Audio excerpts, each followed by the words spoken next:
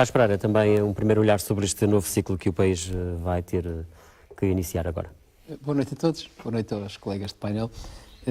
Bom, naturalmente estamos perante um ciclo diferente, um ciclo que o povo de Portugal de alguma forma aguardava, tendo em conta aquilo que foram os resultados das eleições e tendo em conta a circunstância de a coligação que ganhou as eleições não ter sido capaz de encontrar uma solução estável no Parlamento. Como se sabe, temos um sistema semipresidencial em que as decisões passam pelo Parlamento e é fundamental que haja uma estabilidade no Parlamento para que haja uma estabilidade governativa por essa via. Ora, o que ficou claro é que o PSD-CDS não foi capaz de encontrar essa estabilidade no Parlamento, não encontrou uma solução que garantisse uma maioria estável no Parlamento e, digamos que o Partido Socialista, no quadro daquelas negociações que encetou, foi capaz de encontrar esse quadro de estabilidade e encontrar uma solução estável e duradoura na perspectiva da legislatura. E, portanto, a partir deste momento temos, de facto, uma circunstância completamente diferente e um modelo de desenvolvimento, e estou completamente de acordo com a senhora deputada, porque nós estamos perante um modelo de desenvolvimento completamente contrário àquele que nós tínhamos nos últimos 4 anos. Ou seja,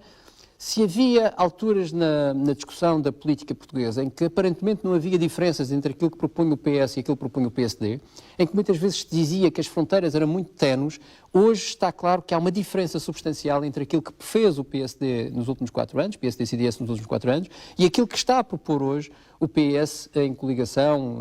pelo menos parlamentar, com o Bloco de Esquerda, o Partido dos Verdes e o PCP. Porque o que nós temos aqui não é, conforme disse a senhora deputada, uma política de consumo. O que nós temos não é isso. O que nós temos é noção clara de que a riqueza do país e o crescimento do país e o crescimento económico do país não passa sem procura interna, ou seja, sem o crescimento do consumo e o crescimento do investimento privado. E, portanto, o que nós sempre dissemos isso, é que era fundamental não colocar de lado aquilo que é indispensável na economia portuguesa, que é a procura interna a puxar pela riqueza do país, ou seja, o investimento privado e o consumo a puxar pela riqueza do país. Mas não ficamos por aqui. Nós não temos apenas uma questão obsessiva relativamente à procura interna, porque se reparar no programa de governo, já vi que tem aí consigo, se reparar no programa de governo, há uma componente significativa de medidas que têm a ver com os fatores de competitividade das empresas, que permite exatamente dar a competitividade certa e a produtividade certa às empresas para garantir que também temos empresas competitivas que podem, de alguma forma, ter produtos competitivos para exportação e para poder serem bem-sucedidos no plano internacional. E esse é o equilíbrio que nós procuramos encontrar e dar e oferecer ao país que não teve nos últimos 4 anos. Nos últimos 4 anos houve uma obsessão total pela lógica do empobrecimento do país, com a ideia de que esse empobrecimento do país ia tornar as nossas exportações mais competitivas e, com isso, a nossa riqueza ia subir com base nas exportações. Ora, isso ficou claro que não chega, que não dá, até porque nós não conseguimos alterar o padrão da nossa economia. E esta é uma questão meramente económica, mas acho que todos percebem, que é nós não conseguimos alterar o padrão da nossa economia em 4 anos. Temos que tentar mudá-lo ao longo dos anos, é um desafio do país garantir que o país é cada vez mais exportador, garantir que o país tem cada vez mais empresas capazes de exportar, mas desenganem-se quem pensa que resolve isso em 4 anos. O que é que este governo pensou da coligação? Pensou que bastante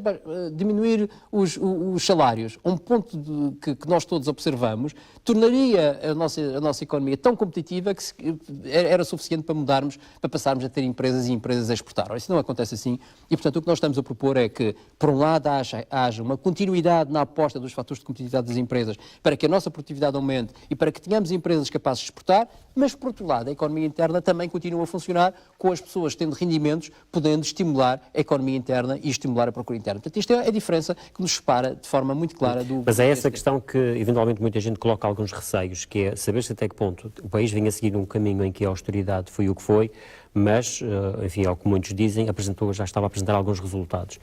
A questão é saber se, de facto, agora, se esse, digamos assim,